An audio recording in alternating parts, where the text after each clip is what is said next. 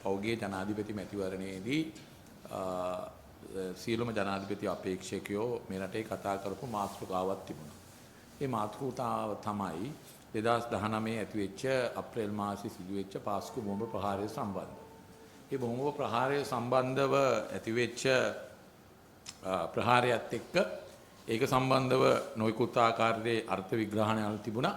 ඒ වගේම අනුර කුමාර දිසානායක ජනාධිපතිවරයා තමන්ගේ මැතිවරණ ව්‍යාපාරය තුල කිව්වා මහක් මොලකරුවව ඔහුගේ ජනාධිපති ජයග්‍රහණයෙන් පස්සේ ඔහු ඉදිරියට ඔහු ඒකට විරුද්ධව නීතිමය ක්‍රියාමාර්ග ගන්නවා.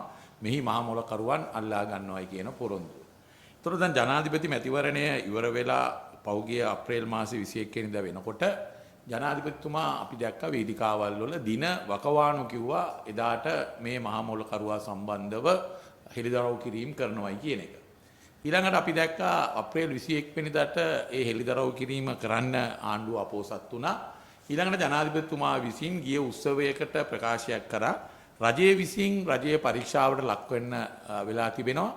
ඒ හින්දා මේක ඊටාම අභියෝගාත්මක ගමනක් ඉදිරියේ තියෙනවායි කියලා එතුමා ප්‍රකාශ කළා. ඒතර රජයේ විසින් රජයේ පරීක්ෂාවට ලක් කරන්න ඕනේ කියන ඒ කතාවත් එක්කම තමයි පැන නැගුණේ. විශේෂයෙන්ම අද වර්තමාන ආණ්ඩුවේ ඉන්න නියෝජ්‍ය ඇමතිවරයා පාස්කු බෝම්බ ප්‍රහාරය සිද්ධ වෙන අවස්ථාවේ නැගෙනහිර පළාතේ ආඥාපති හැටියට ඔහු එතන සේවය කරපු කෙනෙක්. ඒතර නැගෙනහිර පළාත කියන්නේ විශේෂයෙන්ම මේ බෝම්බ ප්‍රහාරයට සම්බන්ධ විශාල පිරිසක් ඒ පළාතෙන් තමයි මතුවලා ආවේ. ඒ පළාතේ ඉන්න උදවිය විශාල පිරිසක් අත්අඩංගුවට ගැනුණා. ඊළඟට සායින්දු මරුදුවල සිදුවෙච්ච ඒ බෝම්බ පිපිරීමත් එක්ක විශේෂයෙන්ම එතන ප්‍රධාන සැකකාරියක් හැටියට හිටපු සාරා ජෙස්මින් අතුරුදහන් වුණා. ඒතර සාරා ජෙස්මින්ගේ මරණය පිළිබඳවත් පෞගිය ගෝඨාභය රාජපක්ෂ ජනාධිපතිවරයාගේ ආණ්ඩුව ඇය එතන ඝාතනයට ලක් වුණායි කියන එක තාවුරු කරන්න විශාල උත්සාහයක් දැරුවා. ඒ වගේම මේ වර්තමාන ආණ්ඩුව ආවට පස්සේ සාරා ජෙස්මින් පිළිබඳව පහුගිය ආණ්ඩුව දරපු මතයට වඩා වෙනස් මතයක් දරලා ඔවුන් කිව්වා සාරා ජෙස්මින්ගේ DNA පරීක්ෂාවලදී ඇය එතන ඝාතනයට ලක්ුණේ නැහැයි කියන අදහස ආණ්ඩුවෙන් පැත්තෙන් තාවුරු වුණා. ඒතර දැන් සාරා ජෙස්මින් කියන ඒ කාන්තාව එම නැත්තම් මේ පුලස්තනි කියන ඒ කාන්තාව එතනින් කවුරු හරි එයාව එතනින් අරගෙන ගිහිල්ලා තිබෙනවා. එයාව එතනින් පන්නලා තිබෙනවා. එතකොට එයා මැරුණේ නැහැයි කියන එක සහරාන්ගේ බිරිඳගේ සාක්ෂි වලත් තාවුරු වුණා. සාරා ජෙස්මින් ඒ බෝම්බ විපුරුණාට පස්සේ එතන එයාගේ කටහඬ ඇයට ඇසීම තුළ ඇය පවා ජනාධිපති කොමිෂන් සභාවේ සාක්ෂිවලදී කිව්වා සාරා ජෙස්මින්ගේ කටහඬ ඇහුණා. එයා එහෙමනම් ජීවත් වෙලා ඉන්නවයි කියන එක. එතකොට දැන් මේ කතාවත් එක්ක තමයි ජනාධිපතිතුමා කියපු කතාව කරලියට ආවේ. එතකොට දැන් ජනාධිපතිතුමා කිව්වේ රජයේ විසින් රජයේ පරීක්ෂාවට ලක් වෙන්න ඕනේ කියලා. ඒතකොට ජනාධිපතිතුමා විසින් මේ පරීක්ෂාවට ලක් වෙන්න ඕනේ කියන කතාවත් එක්ක කතාවක් මතුවලා ආවා. ඊළඟ දේ මතු වුණා. ඒක තමයි වර්තමාන නියෝජ්‍ය ආරක්ෂක ඇමතිවරයා එදා පාස්කු බෝම්බ ප්‍රහාරය සිද්ධ වෙන අවස්ථාවේදී ඔහු නැගෙනහිර පළාතේ ආඥාපති හැටියට ඉඳලා තිබෙනවා. ඔහු මේ සම්බන්ධව යම්කිසි මේ සම්බන්ධව කරුණු කාරණාවල් නොදැන සිටීම ඒක නොදැන සිටීම වෙන්න බැරි දෙයක්. ඒ හින්දා ඔහුව මේ තනතුරේ තියාගෙන වර්තමාන ආණ්ඩුවේ නියෝජ්‍ය ආරක්ෂක ඇමතිවරයා හැටියට තියාගෙන මේ පරීක්ෂණ පවත්වන එක පරීක්ෂණ වලට කොයිතරම් සාධාරණයක් ඉෂ්ට වෙයිද කියන කරුණු කාරණාවල් මතුණා. ඒකෙදී අපි පෙන්වලා දුන්නා විශේෂයෙන්ම නියෝජ්‍ය ආරක්ෂක ඇමතිවරයාම පාර්ලිමේන්තුවේ පිළිගත්තා. ඔහු මේ සම්බන්ධව පැය දෙකක කට උත්තරයක් ලබා දීලා තිබෙනවා. ඊළඟට බුද්ධි අංශයේ ඉන්න යම් පිරිසක් මේකට සම්බන්ධ වෙලා ඉන්නවයි කියන එක නියෝජ්‍ය ආරක්ෂක ඇමතිවරයා පාර්ලිමේන්තුවේ තුලදී ඔහුගේ කතාව තුළ ඔහු එළිදරව් කළා. එතකොට මෙවැනි වටපිටාවක් එක්ක ඔහු මේ තනතුර දැරීම තුළ ඔහු යටතේ ඉන්න පුද්ගලයන්ව තමයි අපරාධ පරීක්ෂණ දෙපාර්තමේන්තුව විසින් මේ පරීක්ෂණයට ලක් කරන්න ඕනේ. එතකොට ඔහු ඉහළ තනතුරක් දැරීම ඔහු යටතේ ඉන්න පුද්ගලයන්ව පරීක්ෂාවට ලක් කිරීම ඔහු ඇතුළුව ඒ පරීක්ෂාවට ලක් කිරීම ඊටාම අභියෝගාත්මක කරුණක් කියන එක ජනාධිපතිතුමා කිව්වට පස්සේ තමයි අපිට තේරුනේ. ඒ හින්දා තමයි අපි ආණ්ඩුවට කිව්වා ඔහුව මේ තනතුරෙන් අයින් කරලා මේ පරීක්ෂණය කරන්න කියලා. ඒතර ආණ්ඩුව තුල ඉන්න සභානායකතුමාත් අගමැතිතුමියත් කිව්වා කිසි වෙටකත් ඔහුව ඒ තනතුරෙන් ඉවත් කරන්න ඒගොල්ලන්ට බැහැයි කියන එක. ඊළඟට මම දැක්ක කතෝලික සභාවෙත් ෆාදර් මේ සිරිල් ගාමිණී පියතුමා විසිනුත් මම දැක්ක මාධ්‍යයකට ප්‍රකාශයක් කරලා තිබුණා මේ පරීක්ෂණ ඉදිරියට යන්න නම් නියෝජ්‍ය ආරක්ෂක ඇමතිවරයා වේ තනතුරෙන් අයින් කරන්න ඕනේ කියන මතය එතුමාත් ඉදිරිපත් කළා.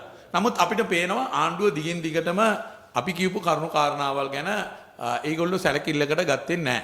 එතකොට ඊළඟට අපි සමගි ජන බලවේගයේ හැටියට අපි සියලුම පාර්ලිමේන්තුවේ ඉන්නේ නියෝජනය කරන සියලු දේශපාලන පක්ෂ නායකයන් එක්ක කතා කරලා අපි පෞගියදා ඔබතුමාලට මතකයි මේ නියෝජ්‍ය ආරක්ෂක ඇමතිවරයාට විරුද්ධව අපි විශ්වාස භංගයක් ගෙනා.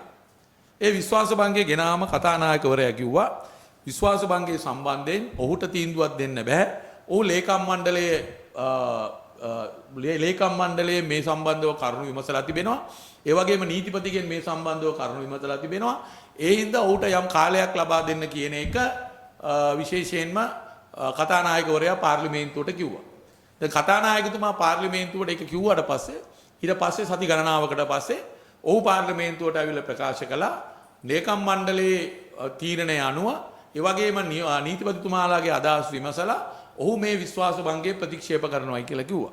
ඔහු ප්‍රතික්ෂේප කරන්න ප්‍රධාන හේතුව හැටියට කිව්වේ නියෝජ්‍ය ආරක්ෂක ඇමතිවරයා ඔහු වගකීමක් දරන්නේ නැහැ. ඒ හින්දා ඔහුට විරුද්ධව විශ්වාස භංගයක් ගෙනේම ස්ථාවර නියෝගවලට පටහැනි ඒ වගේම සම්ප්‍රදායට පටහැනි කියලා ඔහු මේක ප්‍රතික්ෂේප කළා. අපි ඔහුට පෙන්නලා දුන්නා විශේෂයෙන්ම ස්ථාවර නියෝගවල කොතනකවත් කාටද විශ්වාස භංග ගේන්න පුළුවන් කාටද විශ්වාස භංග ගේන්න බැරි කියලා එහෙම සඳහන් වෙලා නැහැ. ඒ වගේම ඔහු නියෝජ්‍ය ආරක්ෂක ඇමතිවරයා හැටියට ජනාධිපතිවරයා මේ රටින් පිටමං වෙලා ගිය වෙලාවල් වල ඔහු ආරක්ෂක ඇමතිවරයා හැටියට වැඩ බලලා තියෙනවා. දැන් මේ මොහොතේ ජනාධිපතිතුමා එක්සත් ජාතීන්ගේ සංවිධානයේ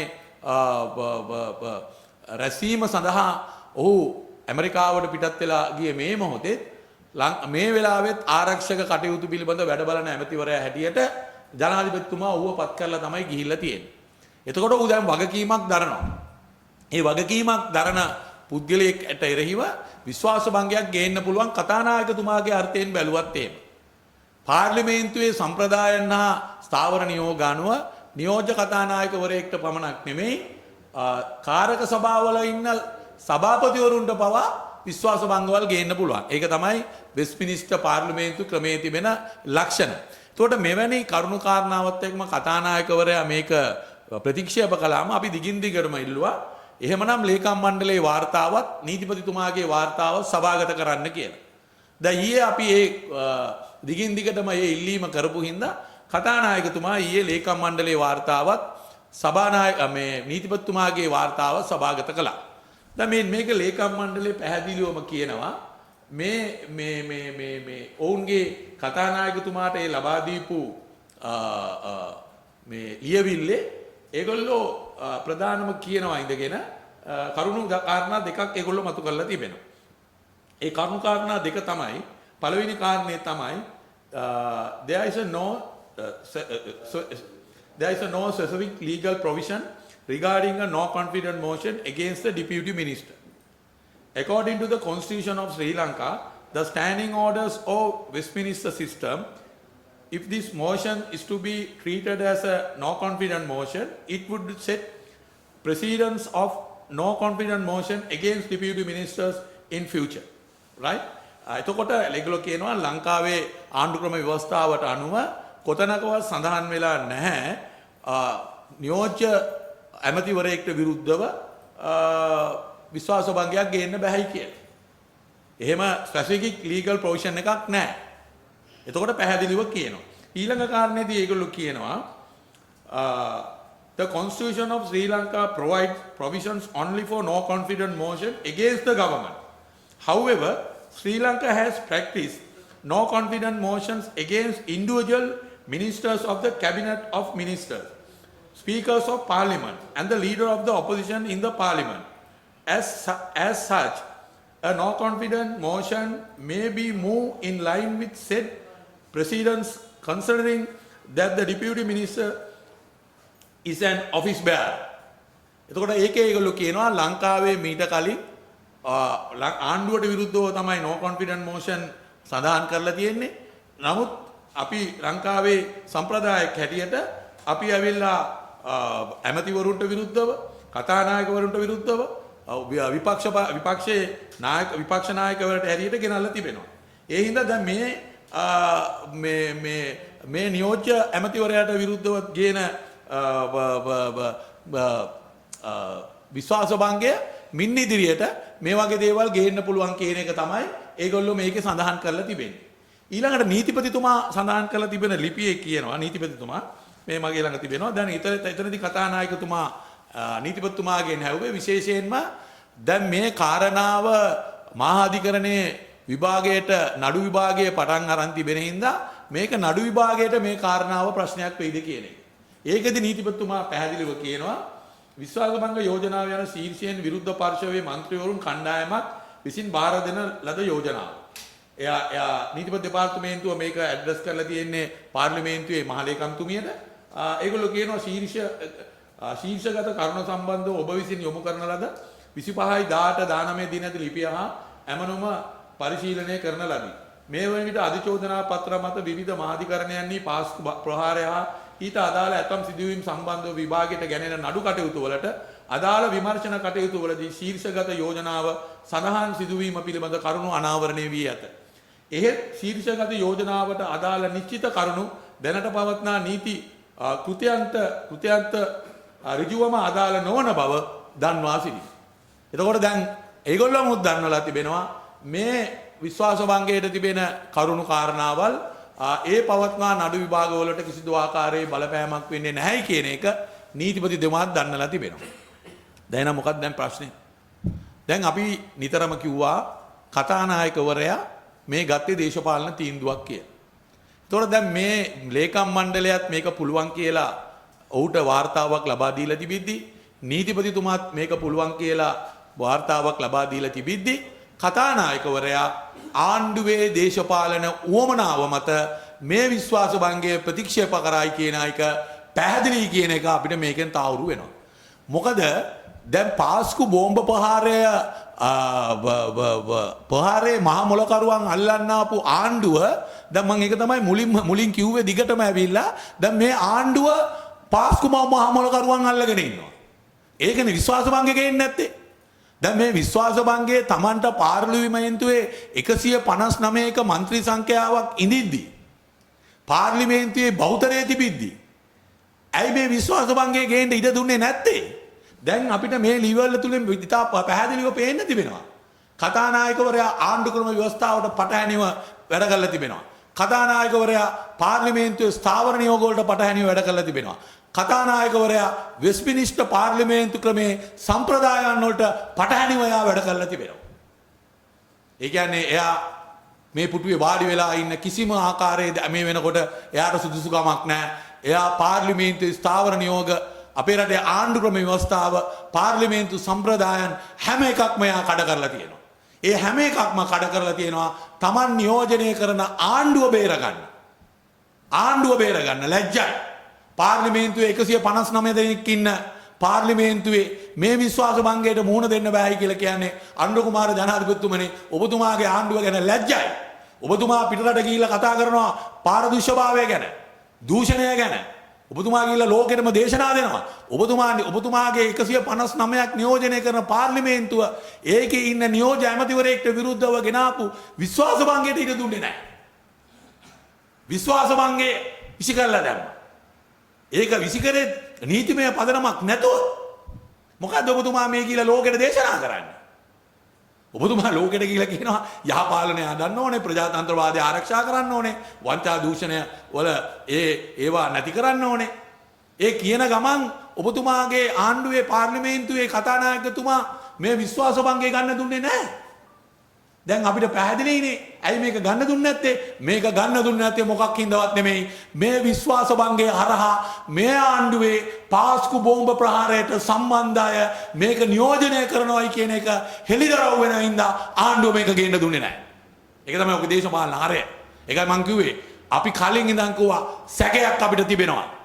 රාජපක්ෂලත් එක්ක හිටපු රාජපක්ෂලත් එක්ක වැඩ කරපු විශාල ප්‍රමාණයක් මේ ආණ්ඩුව නියෝජනය කරනවා. රාජපක්ෂලත් එක්ක හිටපු අය ඉන්නවා ජනාධිපතිතුමාගේ ආර්ථික කමිටුවේ උපදේශකයෝ හැටියට. රාජපක්ෂලත් එක්ක හිටපු අය ඉන්නවා සාමය හා නීතිය හා සාමය අමාත්‍යාංශයේ ඇමතිවරයාගේ උපදේශකවරු හැටියට රාජපක්ෂත් එක්ක වැඩ කරපු අය ඉන්නවා ආරක්ෂක අමාත්‍යාංශවල උපදේශකවරු හැටියට. ඒකයි අපි කිව්වේ. අපි මේ සැකේ මතු කළා. මේගොල්ලෝ විශ්වාස භංගයට 159ක් තියාගෙන බය වෙන්නේ මොකටවත් නෙමෙයි. දැන් අර පාස්කු බෝම්බ ප්‍රහාරයත් එක්ක සම්බන්ධ වෙච්ච අනියම් ආකාරයේ දැන හෝ නොදැන ඒකට සම්බන්ධ වෙලා හිටපු අය මේ ආණ්ඩුව තුල නියෝජනය වෙනවද කියන එක හෙළිදරව් වෙයි කියලා ආණ්ඩුව අද බය වෙලා තියෙනවා. ඒ හින්දා තමයි කතානායකතුමාට ලේකම් මණ්ඩලය ඒ වගේම නීතිපතිතුමා මේ පාස්කු බෝම්බ ප්‍රහාරයේ මේ විශ්වාස භංග යෝජනාව ගන්න පුළුවන් කම තියෙද්දි ඒක ගන්න පුළුවන් කියලා උපදෙස් ලබා දීලා තිබෙද්දි කතානායකතුමා ඒක ප්‍රතික්ෂේප කළා. මම හිතනවා මේක බලවත් තත්ත්වයක්. රටේ ප්‍රජාතන්ත්‍රවාදය පාර්ලිමේන්තු ප්‍රජාතන්ත්‍රවාදය පිළිබඳව විශාල ගැටලුවකට අපි මේ ගමන් කරන්නේ. ඒ හින්දා තවදුරටත් මේ කතානායකවරයාට ඒ කතානායක පුටුවේ රැඳී සිටීමට කිසිදු ඔහුට සදාචාරකම අයිතියක්වත් එහෙම නැත්නම් නීතිමය පැත්තෙන් ඌට අයිතියක් නැහැ. ඔහු ආණ්ඩු ක්‍රම ව්‍යවස්ථාව ස්ථාවර නියෝග සම්ප්‍රදායන් හැම එකක්ම ඔහු කඩ කරලා තිබෙනවා. ඒ හින්දා අනිවාර්යයෙන්ම කතානායකතුමාට එරෙහිව අභීතා ඉක්මනින්ම විශ්වාස භංග යෝජනාව ඉදිරිපත් කරනවායි කියන එක අපි මම මේ අවස්ථාවේ ප්‍රකාශ කරන්න කැමතියි. බොහොම ස්තුතියි.